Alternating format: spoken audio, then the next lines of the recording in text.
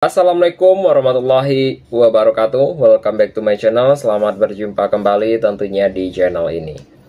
Dari beberapa cuplikan video di depan juga dan sekarang kita akan beralih tema atau beralih informasi tentang berita olahraga untuk hari ini. Bagi teman-teman yang baru berjumpa atau yang baru bergabung dengan video ini, silahkan tinggalkan jejak jika pembahasan ini menarik dengan cara berkomentar di video ini tentunya. Baik ya, untuk pembahasan yang akan kita bahas untuk hari ini yaitu adalah Real Madrid bidik Adam Wharton sebagai pengganti Toni Kroos dan strategi, tantangan dan ancaman Chelsea. Itu pembahasan kita untuk hari ini yang akan kita bahas secara singkat dan padat tentunya.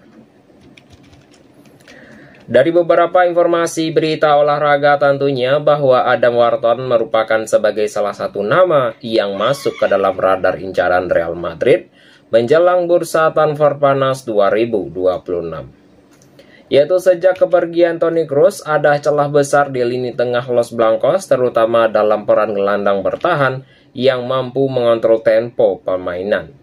Baik itu dalam sebuah kondisi tersebut yang akan membuat klub bergerak dengan cepat serta menyusun rencana rekrutmen yang tepat juga. Baik itu dalam sebuah proses yang tentu ya, baik itu dari generasi skuad yang memang menjadi fokus utama Real Madrid pada tahun atau pada musim 2026, yaitu tidak hanya di lini belakang yang akan dihantui ketidakpastian masa depan David Alaba dan Antonio Rudiger, sektor gelandang pun menjadi perhatian yang sangat serius. Baik itu di pelatih Xabi Alonso sendiri dikabarkan menginginkan gelandang bertahan dengan karakter, pengatur ritme dan kontribusi dan persisi sesuai jejak dari Toni Kroos sendiri. Yaitu nama yang mungkin ya, yaitu seperti Adam Wharton, yaitu kemudian muncul sebagai profil yang dianggap paling ideal. Baik itu dari performa dan impresifnya bersama Crystal Palace ya tentunya, yaitu membuat dirinya menjadi target penting terutama setelah Real Madrid gagal merekrut Martin Zubimendi tentunya pada musim panas sebelumnya.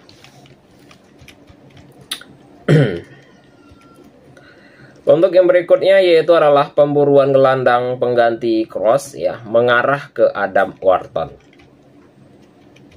Yaitu Real Madrid diyakini tidak ingin menunda proyek ya tentunya, yaitu di lini tengah, baik itu dalam Adam Wharton sendiri, yaitu dinilai memiliki kemampuan dari sirkulasi bola yang sangat baik, baik itu ditambahkan dengan sebuah kecepatan teknis maupun menjaga kestabilan permainan juga, dan baik itu dalam sebuah karakter tersebut dianggap cocok untuk pola bermain Xabi Alonso untuk memprioritaskan kontrol, pressing dan terukur serta transisi yang rapi tentunya. Yaitu akan tetapi ya langkah Real Madrid tidak akan mudah tentunya, dan gelandang yang berusia 21 tahun itu Inggris ya, itu diyakini memiliki nilai transfer yang sangat tinggi dan kemungkinan besar tidak akan dilepas dengan harga di bawah 100 juta euro atau sekitar 2,2 triliun rupiah teman-teman. Baik itu dalam situasi ini yaitu menjadi dilema karena Los Blancos cenderung berhati-hati dengan pengeluaran besar, terutama juga setelah melakukan beberapa investasi strategis ya dalam beberapa musim terakhir ini.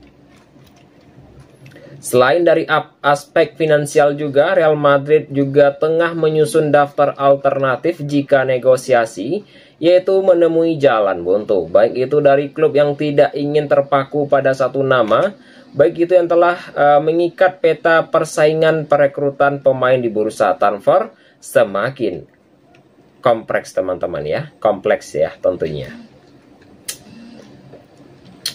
Dan untuk yang berikutnya yaitu pertandingan Real Madrid akan bertemu, yaitu adalah LC, yaitu pada tanggal 24 November 2025 jam 3 malam waktu Indonesia Barat, terutama di Indonesia tentunya. Dan untuk Chelsea juga, yaitu di Liga Premier League akan bertemu Burnley pada tanggal 22 November 2025 jam 19:30 waktu Indonesia Barat, terutama di Indonesia juga teman-teman. Untuk yang berikutnya yaitu adalah ancaman Chelsea dan upaya negosiasi Real Madrid. Ya, untuk Chelsea mungkin ya sebagai ancaman yang paling serius setelah dilaporkan dari Inggris, yaitu mereka telah mengungkapkan bahwa telah resmi masuk ke dalam pemburuan tanda tangan dari Wharton, yaitu menjelang musim panas 2026, yaitu klub asal London tersebut, yaitu membutuhkan gelandang baru juga ya teman-teman ya, yang baik itu dari Wharton yang dianggap sebagai profil yang sesuai dengan kebutuhan taktik tersebut. Situasi ini juga berpotensi memicu adu tawar ya tentunya dua klub besar tersebut dan Eropa. Ya, namun Real Madrid tidak diuntungkan karena mereka tidak berniat mengeluarkan dana super besar jika terbentur inflasi harga pemain tentunya, dan kondisi ini bisa menjadi momentum dan Chelsea juga melangkah lebih agresif. Meskipun demikian, Real Madrid masih memiliki salah satu senjata utama, baik itu dalam sebuah prestij ya tentunya dan sejarah klub. Los Blancos berkali-kali berhasil meyakinkan target utama mereka untuk menolak tawaran klub lain, dan keyakinan tersebut yang sama diyakini tetap berlaku dalam upaya merekrut Wharton pada musim panas mendatang tentunya. Dengan kombinasi kebutuhan teknis dan rencana baik itu dari regenerasi, Real Madrid menghadapi keputusan strategis baik itu dalam mempertahankan kualitas lini tengah maupun dari investasi besar, atau beralih pada opsi lain dengan resiko menurun kualitas jangka panjang. Waktu ini menjadi faktor penentu dan dua transfer tengah menunggu kisah akhir dari pemburuan gelandang baru ini tentunya. Baik teman-teman, ya kita akan masuk ke dalam pembahasan yang berikutnya tentunya. Jangan lupa teman-teman untuk terus tinggalkan jejak dengan cara berkomentar di video ini tentunya. Yaitu dengan pembahasan yang berikutnya, yaitu adalah rombak cara kerja pertahanan Barcelona. Cara-cara Hansi Flick perbaiki rapuhnya lini belakang. Yaitu Barcelona memasuki musim 2025-2026 dengan tekad untuk tetap bermain ofensif, tetapi berkontribusi di area pertahanan menjadi pekerjaan rumah besar yang harus segera dibenahi ya tentunya. Dan untuk Hansi Flick sendiri, yaitu kembali telah menegaskan bahwa filosofi untuk menyerang tetap menjadi identitas klub meskipun hasil belum sepenuhnya mencerminkan solidaritas pertahanan.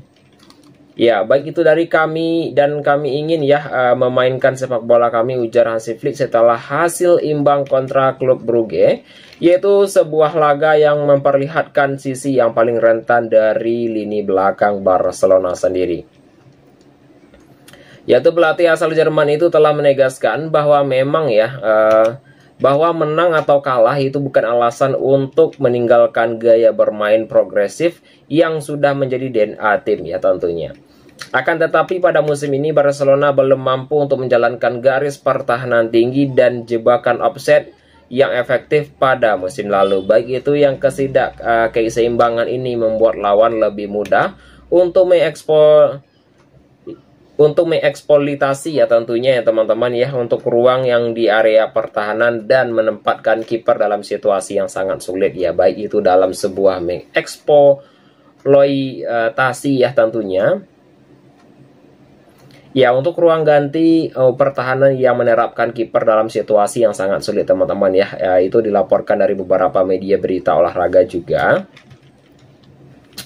Ya, bahwa Hansi Flick mulai merombak cara kerja untuk pertahanan secara teknis dan analitik ya tentunya. Fokus utama pada perekrutan baik itu dari warna ya teman-teman, baik itu dari sebuah waktu naik turun garis belakang sekaligus respon terhadap berharap ya tidak kehilangan bola di ruang-ruang sensitif tentunya. Untuk yang berikutnya yaitu adalah revisi taktik dan pendekatan visual di lapangan latihan Barcelona. Dalam beberapa upaya untuk memperbaiki organisasi lini belakang baik itu dari Hansi Flick ya, yaitu bersama asisten khusus pertahanan Heiko, yaitu dia telah memanfaatkan layar raksasa, yaitu yang dipasangkan di area latihan sebagai media analisis, dan mereka juga akan memutar ulang momen krusial dalam pertandingan untuk mengoreksi detailnya seperti posisi tubuh, jarak antara pemain, hingga waktu yang tepat untuk naik atau mundur dari garis pertahanan tersebut. Salah satu kesimpulan penting staf pelatih ya tentunya dalam kebutuhan untuk meningkatkan intensitas dari pressing pada proses build up lawan, yaitu Barcelona tidak boleh memberikan kesempatan untuk kepada pemain lawan untuk berpikir terlalu lama. Contohnya terlihat pada gol Kylian Mbappe dalam laga El Clasico ketika Jude Bellingham mendapatkan waktu beberapa detik sebelum mengirimkan umpan terukur tentunya. Dan masalah pertahanan Barcelona tidak hanya bersumber dari lini terakhir dan struktur pressing juga yang lambat tentunya, dan kehilangan bola di zona kunci dan kekurangan agresivitas ya tentunya, agresivitas tentunya, dan transisi menjadi faktor pendukung kerentanan tersebut.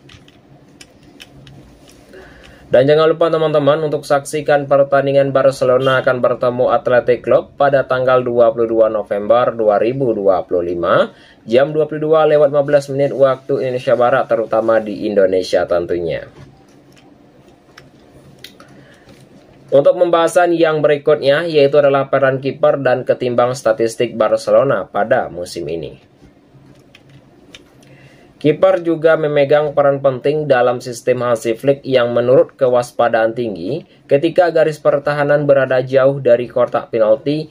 Data ini juga menunjukkan Joao Garcia dan pemain lainnya termasuk penjaga gawang di 5 top Eropa yang paling banyak melakukan aksi baik itu dalam sebuah defensif di luar area penalti. Mereka bekerja sama, yaitu pelatih spesialis ya Jose Ramon ya tentunya. Dia juga melalui sebuah pendekatan dan analitis ya tentunya, serta mengevaluasi video yang selalu diawasi langsung oleh Hansi Flick. Dan untuk yang berikutnya yaitu adalah sebuah statistik yang telah membuktikan adanya penurunan efektivitas ya, yaitu setelah 16 laga resmi pada musim lalu, Barcelona telah mencatatkan yaitu 105 offset dan berhasil menjebak lawan, dan sedangkan pada musim ini yaitu hanya 66, dan mereka juga kebobolan 22 gol serta meningkatkan 6 gol dibanding periode yang sama pada tahun 2024-2025. Situasi ini juga mendorong Hansi Flick untuk terus memperbaiki detail demi detail ya, sebab pekerjaan tersebut kini menjadi prioritas mutlak agar tim kembali kompetitif tentunya. Untuk yang berikutnya kita akan masuk ke dalam segmen hiburan kita untuk hari ini atau di akhir sesi video ini teman-teman. Bagi teman-temanku semuanya yang baru bergabung ya, silakan tinggalkan jejak dengan cara berkomentar di video ini teman-teman.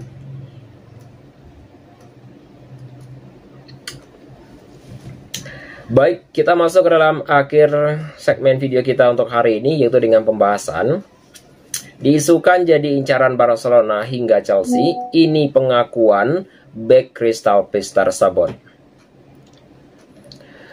Dari beberapa informasi juga merupakan salah satu fase yang terbaik baik itu dalam sebuah karir ya, sejak mereka ke Crystal Palace pada Januari 2024, dan ia datang dari geng dengan ekspektasi yang sangat besar dan mampu untuk menjawab lewat performa agresif dan kontribusi di sisi kanan pertahanan, yaitu pada musim penuhnya di Inggris telah mencatatkan 6 gol dan 8 assist di semua kompetensi, baik itu dalam sebuah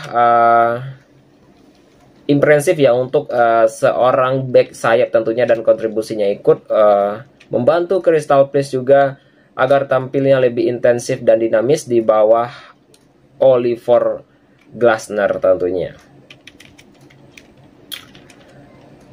Untuk yang berikutnya ya teman-temanku semuanya, yaitu adalah ya dinanti Barcelona, PSG dan klub Premier League ya tentu ya.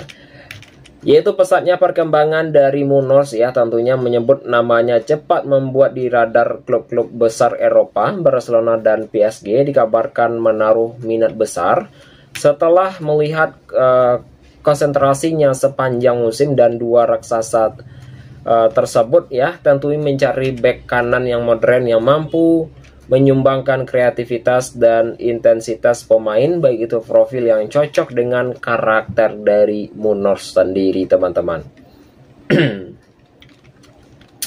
Rumor itu tidak berhenti di benua Eropa, baik itu dalam sebuah Premier League ya tersendiri. Moonors disebut masuk ke dalam daftar incaran Chelsea dan Manchester City tentunya, baik itu dalam performa ofensifnya dianggap ideal dan sistem permainannya progresif yang diulang dua klub tersebut, baik itu dalam sebuah catatan 6 gol dan 8 assist pada musim lalu, membuatnya tampil menonjol untuk ukuran bek kanan tentunya.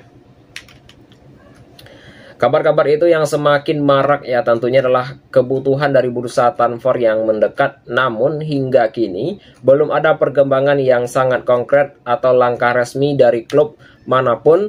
Meskipun demikian, baik itu dalam sebuah spekulasi tetap muncul karena Moonors masih berada dalam usia produktif dan mereka masih memiliki paket lengkap sebagai pemain modern jika ia masih berkait dengan kontrak dengan Crystal Palace hingga 2028, sehingga klub peminat harus menyiapkan dana besar jika ingin membawanya pergi, teman-teman. Yaitu di tengah derasnya rumor tersebut, Crystal Palace mencoba menjaga fokus timnya tetap stabil dan mereka memahami bahwa performa Moonors sedang berada di puncaknya. Yaitu membuat namanya selalu masuk ke dalam percakapan bursa transfer, namun situasi ini yang berkembang belum mengubah posisi klub maupun sang pemain tetap terhadap masa depannya, teman-teman ya. Baik itu dalam situasi yang berkembang ya, tentunya belum mengubah posisi klub maupun sang pemain terhadap masa depannya tentunya. Itu teman-temanku semuanya adalah beberapa informasi berita olahraga yang dapat saya sampaikan untuk hari ini. Jika ada saya salah kata nantinya, saya mohon maaf saja. Saya akhiri dengan mengucapkan Assalamualaikum warahmatullahi wabarakatuh.